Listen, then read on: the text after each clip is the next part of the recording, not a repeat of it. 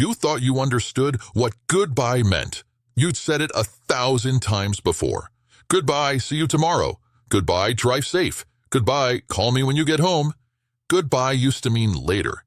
It used to mean we will continue this. It used to mean nothing permanent, nothing sharp, nothing final. And then there was this goodbye, the last one, the one you didn't know how to survive, the one that broke something in you that has not fully healed since. Maybe it happened in a hospital room that smelled like antiseptic and stale air. Maybe it happened at a doorway, suitcases in the hall, your hands shaking and your voice refusing to cooperate. Maybe it happened over the phone, through a line full of static, your goodbyes swallowed by a silence that felt too big. Maybe it happened at a graveside, where there were no more words, just you and a coffin and a world that didn't make sense anymore. Whatever the scene was, your body remembers it in detail. The clothes you were wearing, the way the light fell through the window, the smell in the air, the feel of their skin, warm or already cooling, under your hand, the exact tone of their voice, or the way it shook, or the way it was already gone. That last goodbye didn't just end a conversation. It ended a version of you, the version who believed there would always be another chance, the version who thought, I'll tell them properly next time. The version who still believed that love automatically means time. Ever since that day, you haven't quite been the same. Psychology would say you experienced a rupture, a trauma, a moment where your emotional reality was torn apart. But those words are cold compared to what it actually felt like. It felt like this. Your chest opened without your consent. The world kept moving while your insides fell out. Everything sounded far away, as if you were underwater. You tried to hold on to the moment and push it away at the same time. And somewhere in there, you said goodbye, or tried to. Maybe you did it with dignity, calm voice, gentle words, a hand squeeze. Maybe you did it in pieces, breaking down, clinging to them, saying, I can't do this, even as time pushed you forward. Maybe you didn't say anything at all. Maybe the goodbye happened without the words, and now you torture yourself about that. The last goodbye that broke me isn't just about the moment itself, it's about everything that wraps around it. The things you did say, the things you didn't say, the things you wish you had said differently, the things you wish you hadn't said earlier, in the days or years before. You replay it in your mind like a film that keeps skipping back to the worst scene. What were my last words? Did I sound angry? Did I sound tired? Did I say I love you clearly enough? Did they understand? Did they believe me? Did they leave this world knowing what they meant to me? And if it wasn't death, but a breakup, a cutoff, a walking away, the questions change slightly, but the ache is the same. Did I push them away? Did I give up too soon? Did I fight hard enough? Did they ever really love me? Did that final goodbye mean nothing to them and everything to me? Christmas pours salt into this wound, because this season is obsessed with greetings, not endings. Welcome home. Good to see you. Happy holidays. Come in, sit down, stay. The songs talk about being together, about coming back, about peace and warmth and reunion. You see airport videos of people running into each other's arms, families arriving with suitcases, friends piling into living rooms, couples kissing under lights. And somewhere inside you, a voice whispers, I remember the last time I didn't get a reunion. I remember the goodbye that didn't have a next time attached.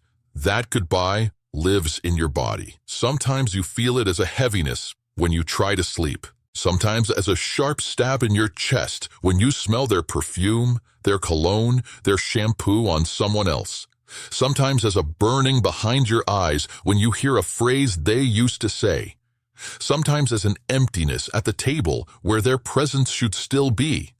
You might avoid the place it happened, the hospital, the street, the house, the city, the cemetery. Or you might feel compelled to go back there, again and again, as if the ground itself could offer an explanation. Either way, the goodbye persists. It doesn't respect calendars. It doesn't vanish because months or years have passed. If you're honest, you're still a little haunted by it. haunted by the feeling that you didn't do it right, haunted by the sense that something was unfinished, haunted by the fact that you were forced into a role you didn't want, the one who stays after someone else leaves. Maybe people around you said things like, "You had closure. At least you got to say goodbye." Some people don't get that chance. They meant well, but their words didn't touch the reality that you live with. Sometimes the last goodbye hurts so much that it feels less like closure and more like being split open. Because closure is not just about having a goodbye. It's about how your heart receives it. And your heart received it as shock, as heartbreak, as this cannot be real. What makes it worse is this: you had no rehearsal. All your life, you'd been taught to say goodbye casually, in phone calls, at doors, at airports, at the end of school days, visits, routines. Then suddenly, you were thrown into a goodbye that was not symbolic, not playful, not temporary. You were expected to compress an entire universe of love, regret, history, pain, gratitude, shared years into a few sentences, a final look, a moment that moved too fast. No one is built for that. So of course it broke you. Of course, something inside you cracked under the weight of trying to hold a lifetime in a single moment. And yet, if you could go back, you'd still be there again. You'd still walk into that room, answer that call, stand in that doorway, hold that hand. Because as unbearable as it was, not saying goodbye would have also haunted you. So you're left with the complicated reality. You're grateful you had the chance. You hate that you had to use it. You're glad you were there. You're devastated that being there meant losing them. If that goodbye was with someone dying, there's another layer. Watching them leave in front of you. You saw the light fade in their eyes. You watched their chest rise and fall, then stop. You heard the silence rush in where their breath used to be. Your body went into shock, even if your face stayed calm. After that, everything felt different. The bed where they lay, the chair where you sat, the corridor you walked afterward, the sky outside when you finally left the building. You might remember the first time you stepped outside after they died and thought, how is it possible that the world looks exactly the same? Cars still driving, people still laughing on their phones, Christmas lights still blinking, shops still playing songs. The last goodbye that broke you didn't break anybody else's day.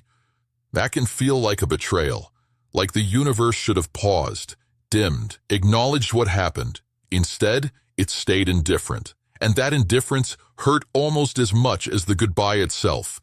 If the last goodbye was not death, but abandonment, the grief looks different but feels just as sharp. Maybe they said, "This isn't working." Maybe they said, "I can't do this anymore." Maybe they said nothing at all, and the goodbye was implied in their absence. You walk through December and see couples holding hands. You watch families posting photos, friends sharing group stories. And you think, there was a time when I thought I had that. There was a time I never imagined we would end with a goodbye that sounded like final. You replay your side of that conversation too. Did I bank too much? Did I stay too calm? Did I humiliate myself? Did I let them go too easily? Did I say what I really felt, or did I shut down? The mind is ruthless after heartbreak. It holds you responsible for things you did with a breaking heart, under shock, under pressure. What you rarely say to yourself is this: of course I wasn't at my best. Of course I said things imperfectly. I was losing someone I didn't want to lose. Christmas intensifies it, because this season is supposed to be about holding on, not letting go. So what are you supposed to do with a last goodbye that broke you, especially now? You can't undo it. You can't rewrite it. You can't call them back and ask for a different version. What you can do is start to gently change how you hold that memory.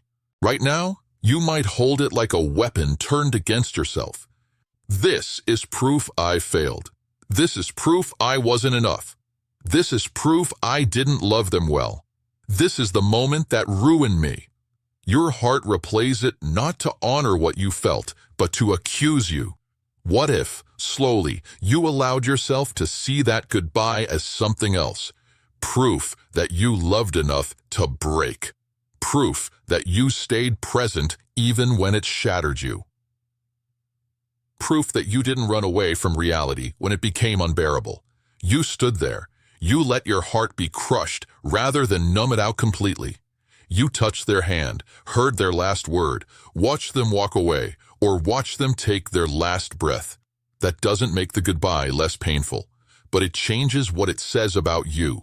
It stops being a story only about loss and becomes also a story about courage. Because there is courage in staying until the end, in not pretending it isn't happening, in showing up even when you know it will hurt more if you do. The last goodbye that broke you will always be a scar. It may always ache at certain times of year, anniversaries, birthdays, Christmas, the date, the hour. That doesn't mean you're failing to move on. It means this mattered deeply. The goal is not to erase it. The goal is to live a life where that goodbye is part of your story, but not the whole title. Over time, you may notice small shifts. At first, thinking about that moment only makes you cry or go numb. Later, thinking about it might also bring a softness, a gratitude that you were there at all. Even later, you might find that when the memory surfaces, alongside the pain, there's also a whisper of pride. I did something incredibly hard. I said goodbye when there was no other option. You might never be okay with how it ended. That's allowed. Acceptance is not endorsement. Accepting that the last goodbye happened does not mean you approve of it or like it or are done grieving it. It simply means you are slowly acknowledging, this is part of my life now. This happened. It changed me, and I am still here. On a practical level, especially at Christmas, you can make quiet space for that goodbye without letting it consume the entire season. You can light a candle and allow yourself to think of that final moment just for a little while. You can speak their name in your mind, or out loud if you're alone. You can say, that day broke me, and I'm still breathing. You can write them a letter you will never send. Here is what I wish I had said that day. Here is what I regret. Here is what I am grateful for. Here is what I miss. Here is how your absence has changed me. You don't do this to fix the past, but to give your heart a place to put what it keeps carrying. You can also allow yourself, slowly, gently, to create new moments, new scenes, new memories that exist after that goodbye. Not to replace them, not to get over it, but to refuse to let your life end emotionally where theirs ended physically or where the relationship ended relationally. The last goodbye that broke you was real. The part of you that shattered was real. So is the part that kept going afterward. You may not feel proud of that part yet. You may not even like it. You may feel like you're just surviving, just existing. But surviving after a goodbye like that is not just anything. It is a daily, quiet act of endurance. There may come a Christmas, some years from now, when you look at the tree, hear a song, see the date, and remember that last goodbye. It will still sting. But maybe, and this is not a promise, just a possibility, you will also feel something else. I am more tender because of you. I love more carefully because of you. I pay attention to people's words because of you. I don't postpone I love you as easily because of you. In that sense, even the goodbye that broke you has left you with something besides pain, a deeper awareness of how fragile and precious connection is. You didn't get to choose that goodbye. You didn't get to control the timing, the words, the ending, but you do get to choose this, what kind of person you will be on the other side of it. Bitter, closed, permanently frozen at that moment. Or wounded, yes, scarred, yes, but still capable of letting other hellos into your life. Right now, you may not be ready for new hellos. That's okay. Healing doesn't rush. For now, it is enough to say this honestly to yourself. There was a last goodbye that broke me. It is part of why Christmas hurts. It's part of why I flinch at certain songs, certain dates, certain scenes. But the fact that it broke me is also proof of how deeply I loved. And little by little, I will learn to live with this break without letting it be the end of my own story. You are not weak because a goodbye shattered you. You are human. And the very tenderness that made you break is the same tenderness that one day will let you feel warmth again, different, quieter, more aware of loss, but real all the same.